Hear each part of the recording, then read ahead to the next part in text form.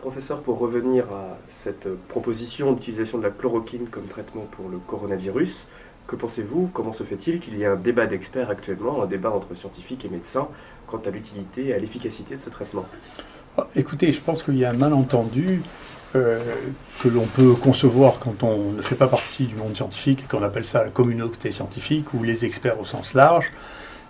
Chez nous, il y a une évaluation de ce qu'est les experts. Alors je vais vous montrer, par exemple, le site le plus simple d'utilisation, qui est un site international, hein, c'est pas à nous, pour identifier ce qu'est un expert.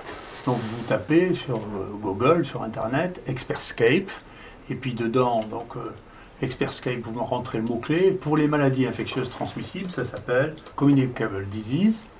Ok. On appuie sur Show Expert, et Show Expert, vous savez qui c'est, qui est Show Expert. Et donc, je suis désolé, mais je suis le premier expert, et non seulement ça, mais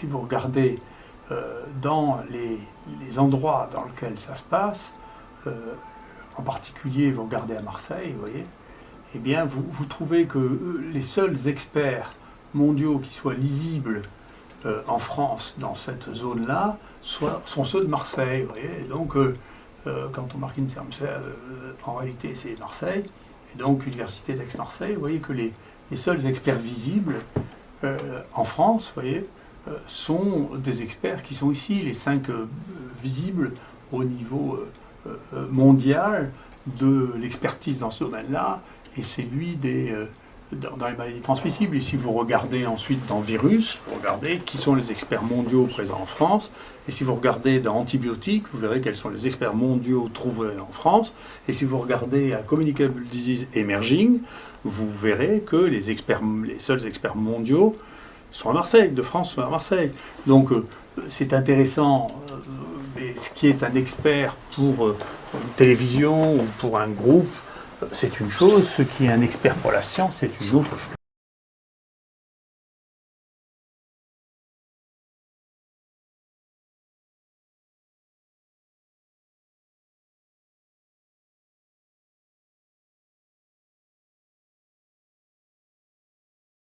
Coronavirus en France, Covid en France, on vous ment, on vous dit n'importe quoi dans les médias et tout le monde y croit, bah oui parce qu'on croit ce qui est dans les médias. Mais en fait c'est un leurre ce coronavirus.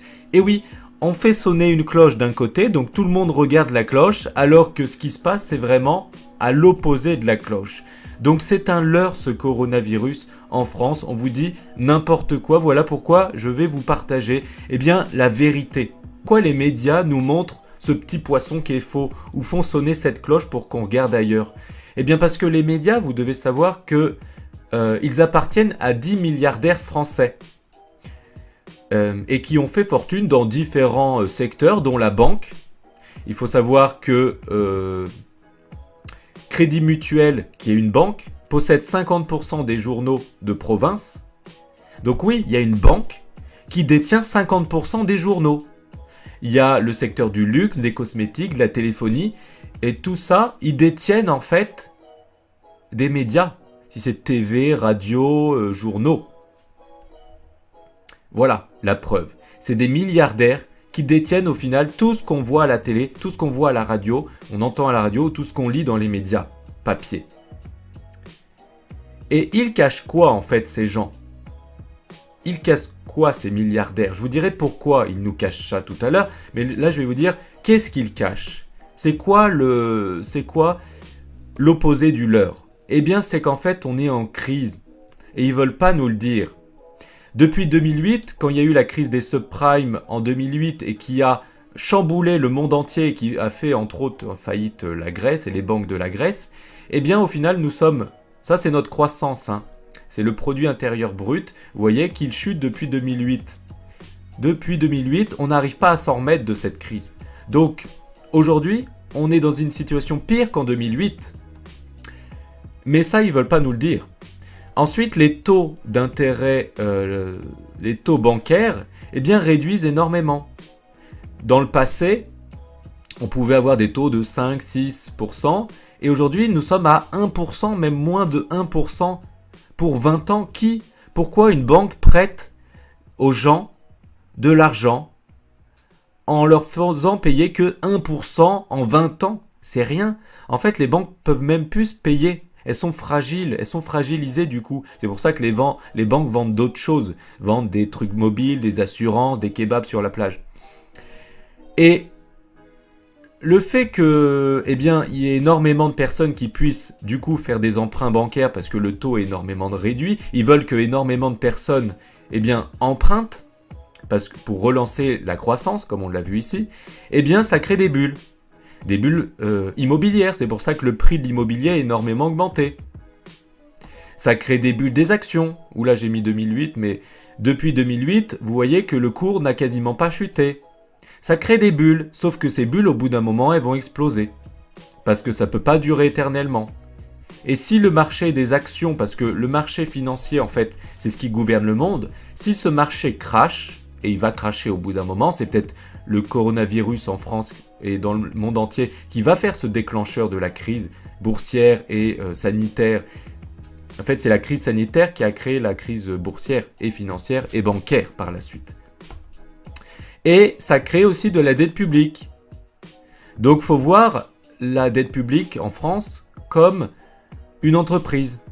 Donc, ça veut dire que sa croissance est de plus en plus faible. C'est ce qu'on a vu tout à l'heure. La croissance de cette entreprise, la France, est de plus en plus faible. Par contre, sa dette augmente d'année en année. Donc, une entreprise où sa croissance chute et ses dettes augmentent, au bout d'un moment, elle va mettre la clé sous la porte.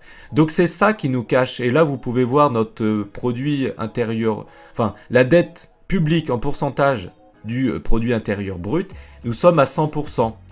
Et généralement, quand on est à 100%, comme ça s'est passé en Grèce, au Liban en ce moment, en Italie et tout ça, les banques font faillite. Et nous sommes sur ce cas-là. Et tout le monde nous cache ça. Donc les raisons qui font que les médias ne nous parlent pas de cette crise qui sont en train de cacher par ce leurre du coronavirus, c'est que en fait, déjà vous devez vous poser la question, pourquoi en fait les médias sont achetés par des millionnaires alors que c'est pas du tout rentable de posséder un média. En fait, posséder un média, ça leur fait perdre de l'argent à ces millionnaires.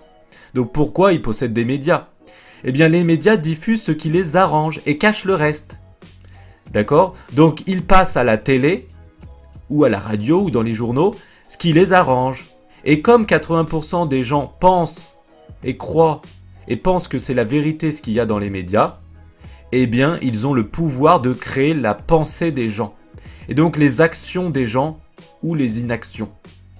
Et donc, quand ils disent à la télé que c'est la guerre, ou que c'est la panique, qu'il y a plein de morts, et que c'est pire que la grippe d'avant, tout le monde le croit. Du coup, il y a des paniques, du coup, tout le monde va dans les magasins prendre de la nourriture, de l'eau et du PQ, et prochainement, les gens vont avoir peur et vont vouloir retirer leur argent des banques. Les banques vont sûrement bloquer les retraits des gens, et les gens ne pourront plus retirer leur argent des banques.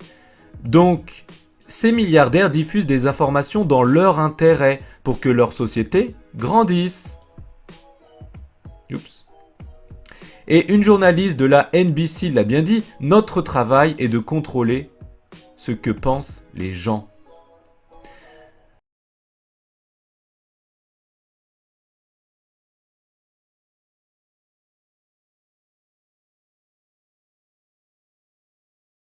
Voilà. Et donc, moi, je suis indifférent au fait que les uns les autres pensent qu'ils sont des experts, ça m'indiffère.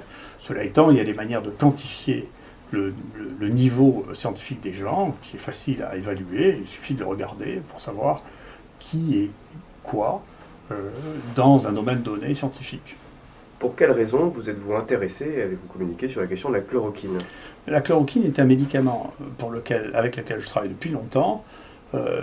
J'ai été le premier à utiliser l'hydroxychloroquine dans le traitement des maladies infectieuses aiguës, en particulier pour les bactéries intracellulaires, pour lesquelles on n'arrivait pas à éradiquer les microbes. Donc pour 2 maladies, la fièvre Q et la maladie de Whipple, j'ai suivi personnellement 4000 de ces personnes depuis 30 ans, que j'ai traitées avec de l'hydroxychloroquine pendant en moyenne 1 ou 2 ans, dont j'ai fait les dosages dans le sang. J'ai regardé, depuis 4 ans et demi, on a fait 2000 dosages d'hydroxychloroquine dans le sang.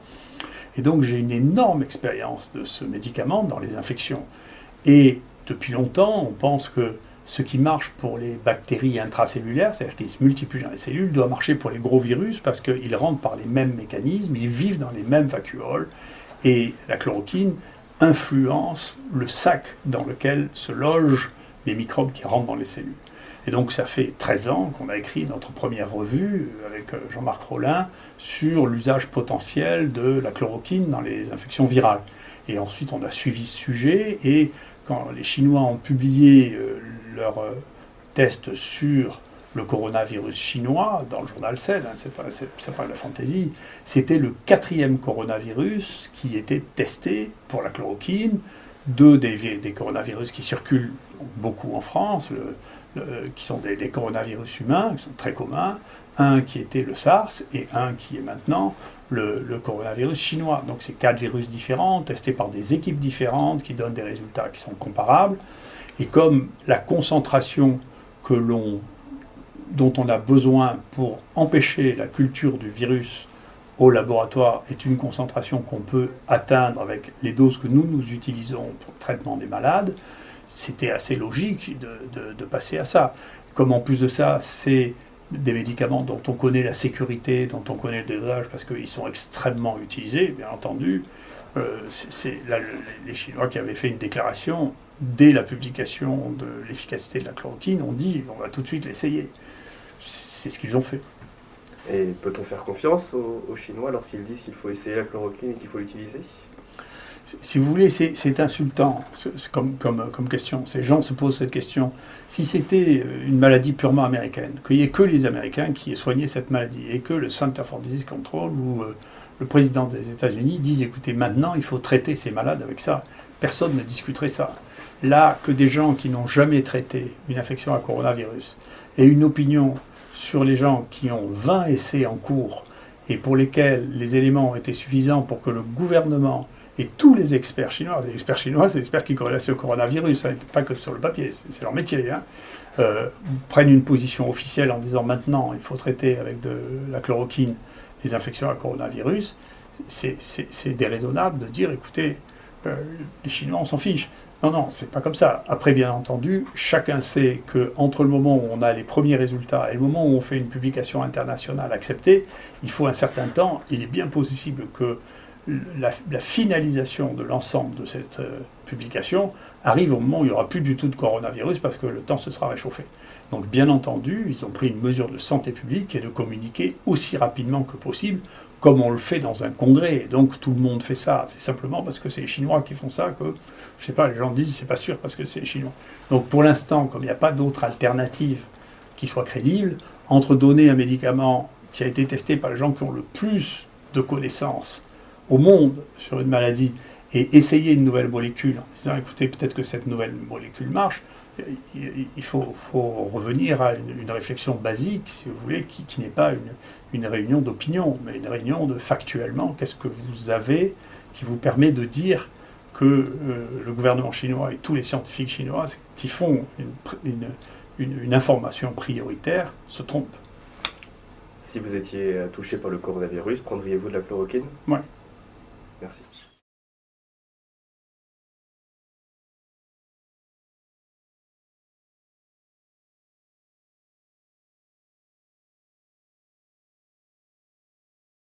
Et le professeur Didier Raoult, directeur de l'Institut hospitalo-universitaire Méditerranée Infection à Marseille, et qui fait partie du conseil scientifique Covid-19. Donc pour ceux qui en douteraient, c'est pas du tout un complotiste de base, hein. Je vous invite d'ailleurs à regarder son gros CV sur Wikipédia. On regarde ce schéma, vous voyez, sur les données actuelles, vous voyez, on sait qu'en 2017, il y a eu un pic très important ici de mortalité. Vous voyez que pour l'instant, ici, on en est là, et pour arriver de là jusqu'à là, il faudra qu'il y ait 10 000 morts de plus. Donc c'est pas 150 qui vont changer la courbe, hein, qui va changer la courbe de mortalité. Mais par exemple, pour ce qui concerne les coronavirus et la mortalité, vous voyez, ça c'est la mortalité hebdomadaire au CHU de Marseille, qui représente 0,8% de la mortalité du pays. Vous voyez qu'on n'a pas de situation qui soit particulièrement anormale il n'y a pas de morts de plus, donc on ne verra pas statistiquement de différence à la fin de l'année sur les morts. Par ailleurs, si on regarde ce qu'est la mortalité de cette maladie, c'est assez difficile à évaluer, mais il y a au moins un endroit dans lequel c'est facile d'évaluer une part de la transmission et la part de la mortalité. C'est cette grande folie qu'ont fait les Japonais en coinçant tout le monde sur un bateau de croisière avec des gens dont la moyenne d'âge était extrêmement élevée, comme les croisiéristes en général. Il y a à peu près 3000 personnes. Là-dessus, il y en a 700 qui sont tombés malades et 7 qui sont morts. Dans la population la plus à risque, la mortalité est de 1%. Donc il faut arrêter de raconter des choses qui terrifient les gens. Moi, je ne vois pas de signaux de mortalité qui soient spécifiquement redoutables. Je ne vois pas. Je ne vois pas de modification de la mortalité générale dans le pays. Et je continue à penser qu'il faut garder raison et que donc il faut faire comme pour les maladies infectieuses en général, du diagnostic. Nous, on a réalisé ce à quoi je m'étais engagé auprès du ministre, jusqu'à 1100 diagnostics par jour.